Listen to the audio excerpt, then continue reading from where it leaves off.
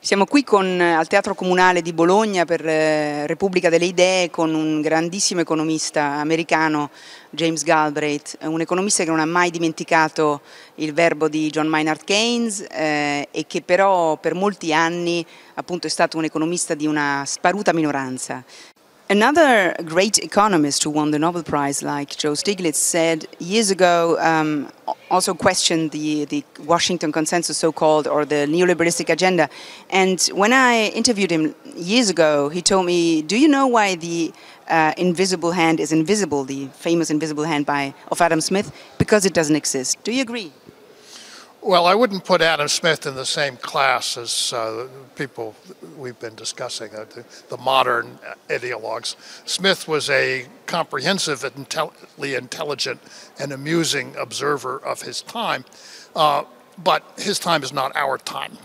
And in the, let's say, modern industrial, post-industrial information society in which we live, we need a more, let's say, comprehensively effective and socially relevant policies than were appropriate or known to Smith, and certainly that were resurrected in the 20th century by people like Milton Friedman or Friedrich von Hayek or Ludwig von Mises. Yeah, it was a sort of very blind trust in the rationality of markets, no? Well, the modern market only exists in a framework of law and regulation.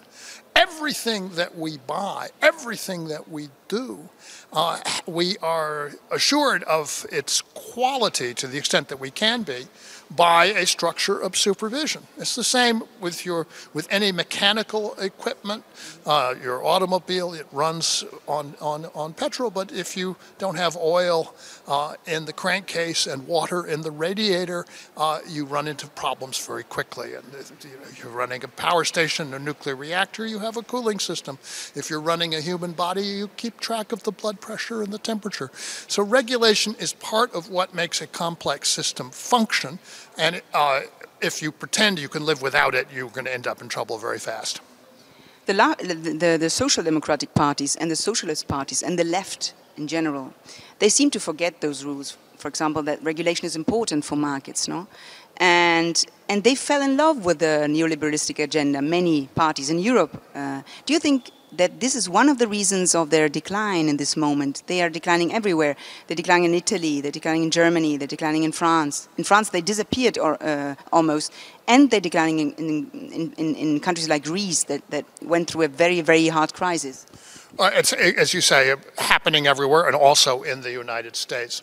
And why? You have to ask, why is it happening? I think there are two important reasons. What they fell in love with were these fiscal rules, monetary rules, the idea that you could make the whole economy function on some kind of self-regulating principle at this very high macro level.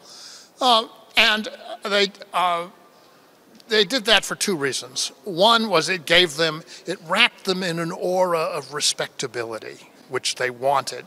So they could claim to be responsible and to say that the other side were irresponsible.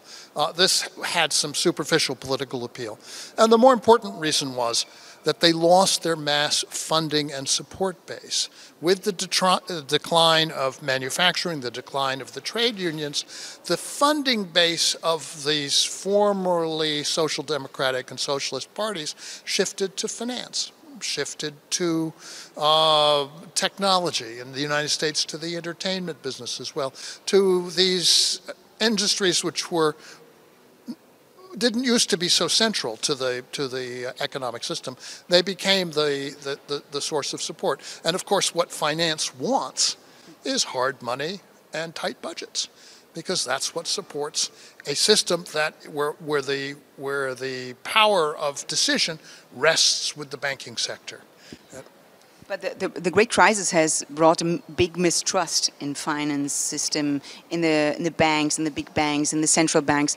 Wouldn't be this a big occasion, a great occasion for the social democratic parties, for the socialists to win back on I don't know, a more social agenda? Well, that's exactly what needs to happen. You need to have a progressive movement which is operating at the continental scale in the United States, North America, or in Europe, and which is intent upon restoring the public authority over finance. That is what needs to happen.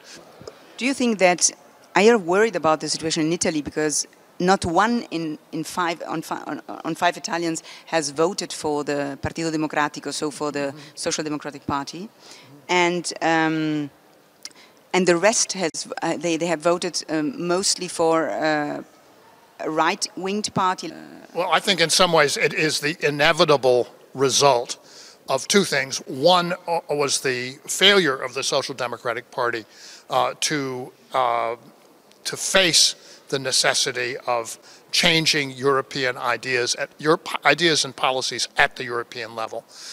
That led to its decline. Acquiescing in fatally unsuccessful economic policy over 10 years is certainly going to lose you votes. And of course, I think the Greek crisis, which I knew something about from 2015, contributed to an understanding that the creditor forces in Europe, the institutions, the German government, the central bank, were intent upon imposing a kind of permanent austerity, permanent economic stagnation on the debtor countries, essentially running Europe like a collection agency, not a workable proposition. So the need to understand that that's not viable, I think it's very clear that it's not viable, and that's, of course, what brought this election result in Italy.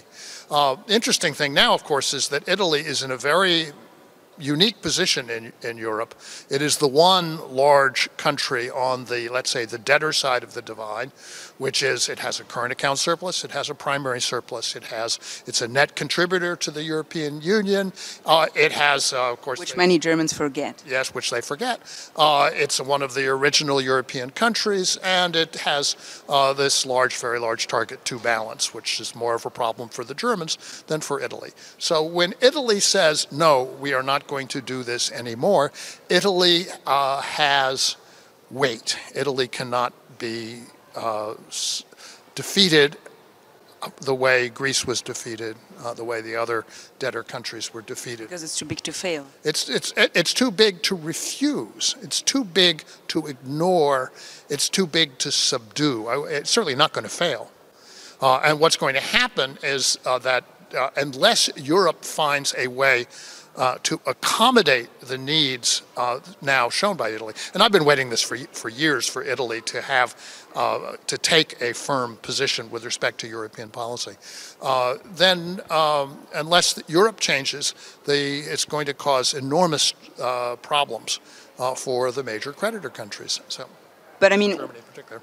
Yeah, you're right, but I think there is a sort of moral hazard also playing here with this government especially, because if you have 2,300 billion of public debt and you write a program which costs other hundreds of billions, like with a flat tax and with a basic income for everybody and so on, don't you think that it is reasonable that other countries are worried about this because they ask, where does Italy get that money? Well, I would be, these are not the specific policies I would have chosen, but I do believe that they will have the effect of raising growth and employment in Italy.